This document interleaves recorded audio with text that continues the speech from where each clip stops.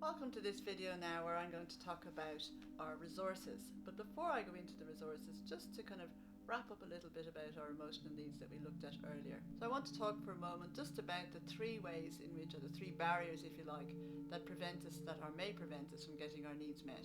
The first one is that maybe there is genetic damage or difference.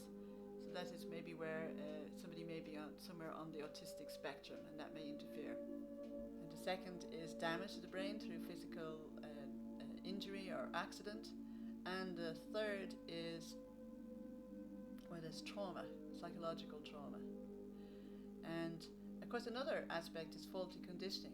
And that's a very interesting one because that's where what we've learnt or what we believe of how life is, that we've picked up from our culture and the society in which we live, may not be actually accurate. And as we become more adult or as we mature, we realise we have to take time and reflect on that. I'm thinking about, for example, growing up in Ireland, and we had a ban on women working after marriage because it wasn't seen as the right thing. If you think now, that's faulty conditioning, if you like, or that women weren't intelligent enough to vote, for example, or men shouldn't cry. We know that that's all faulty conditioning, and sometimes that faulty conditioning can interfere with how we get our needs met. But of course we'll look at that in a bit more detail when we look at the resources, link back to that very nicely. So the very first one we have is our ability to build rapport and have empathy.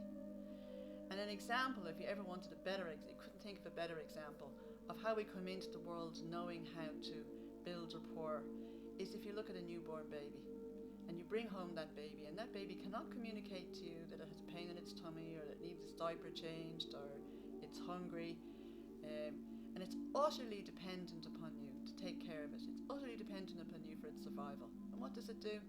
It looks you in the eye and gives you one of those little smiles, and you are entirely at its disposal, entirely at its service. So it has built a connection. It has said to you, has communicated to you through its eyes, I am like you. We are the same. And you want to love and care and to take and look after that small baby. So we come into the world with the ability to connect and have empathy and build rapport with others. So I suppose if you were to think of a tip in relation to empathy, what you might say to people is make a point of connecting in with others. Make a point of calling in or making that call or sending a card or whatever it might be. Connect with people. So our next resource that we have to help us get our needs met is our emotions and instincts. So emotions are signals to us about how we perceive our environment. So if we feel good about something, we move towards it, or if we feel fearful or anxious about something, we move away from it. We used to believe that emotions were like second-class citizens, if you like, that rambled around somewhere in our brain. And in fact, what we now know is they are hugely important. That we used to think that our cognitive skills like planning and reasoning and all of that was much more important. But in fact, now we know that it's the emotions that guide or steer our thinking. There's a wide range of emotions. If you think of it, we have social emotions like the feeling of empathy, or love, or loyalty. We have intellectual emotions like curiosity and awe. And of course, we're all familiar with that gut feeling that tells us that something isn't quite right. Or maybe that gut reaction we have when we meet someone and we're just not comfortable around them. And of course, the other interesting thing to know about our emotions is they're not universal. They vary culture to culture. The Japanese have a wonderful term for the emotion you feel. It's called age-atori, which is the emotion you feel when you come out of the hairdressers and you're disappointed with your haircut. Of course, another wonderful Japanese concept is one of kushibishi, which is the feeling of having a lonely mouth. And what it refers to is the whole notion of how we might comfort eat, in that our mouth is lonely. And I'm sure as many of us can relate to that over the last short while. Alright, so the next resource we're going to look at is our rational brain. And that is our ability to think, to plan, to solve problems and analyze situations. The interesting thing about our rational brain is it works better if our emotional part of our brain, our emotions and instincts, are calm. So it's very important to be able to manage our emotions, to be able to calm ourselves down so we're better able to think clearly and come up with solutions to any of our problems. And if you think about that, if you've ever been frightened that you got a shock, or you were very angry with someone, afterwards you might say, and you said something, afterwards you might say to yourself, God, I can't believe I said that to that person. I wouldn't normally act that way.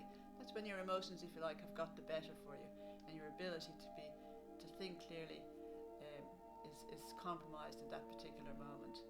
So really important to get the best use of our rational thinking brain is to be able to manage our emotions and calm our emotions down. So our next resource is our imagination, and what an amazing piece of equipment that is, if you like, or amazing resource that is. This is the part of our brain that allows us to imagine or visualize a future. So you can imagine just how important that is. And it's another thing to remember in relation to that is our brain doesn't always know the difference between what's imagined and what's real. So it's really important to pay attention to what you're imagining. And some of us tend to have a more creative or imaginative personality. They're often the people that say, oh, I don't know where you got your imagination from, or you have a wild imagination. And whilst it's absolutely wonderful to have that, to be so imaginative, it's also to be careful how you're using that. Are you using it wisely? Are you using it in the best way possible? We tend to have a bit of a negative bias as human beings because that was partly how we survived to this point. So sometimes we can tend to use our imagination in quite a negative way. It's really important to kind of catch ourselves when we're doing that. And just challenge it a bit by saying, perhaps, what if it worked out this way? I often say to people, if you were a story, what would that story be? And perhaps, maybe the story hasn't been exactly how you'd like it to be, but you can always imagine that you're writing the story of your life. You're in charge of that. And that you can maybe close the chapter on what's gone in the past, and that you can create and imagine a whole new future and a whole new chapter for yourself. So our next resource is our long-term memory. It's our long-term memory that helps us to learn. So for example, when you woke up this morning, it was your long-term memory that you drew upon that allowed you to remember your language, for example, or how to make a cup of tea, or how to get breakfast for yourself, how to get dressed, where your clothes were. That's all a use of our long-term memory. Use your long-term memory to remember things that you've done really well in the past. To remember maybe perhaps tough times that you've come through, or moments of adversity, and what it was about you that helped to get through. What were the qualities or the resources that you drew upon? Because it's an interesting thing. If you remember those skills and those qualities or those resources you drew upon, you can use them again. They're yours. And you have those experiences to help you build resilience as you go through difficult or challenging circumstances in the future. So maybe make a list of 5 tough experiences that you went through, and think about them in terms of the skills, the resources, or the values that you had that helped you through them. Perhaps you returned to school, perhaps you returned to education. Maybe you went on to 3rd level education whilst running a home, whilst holding down a part-time job. What helped you do that? Was it your determination, your grit, your resilience, your get up and do attitude? What is it that helped you achieve and manage and come through difficult and challenging times?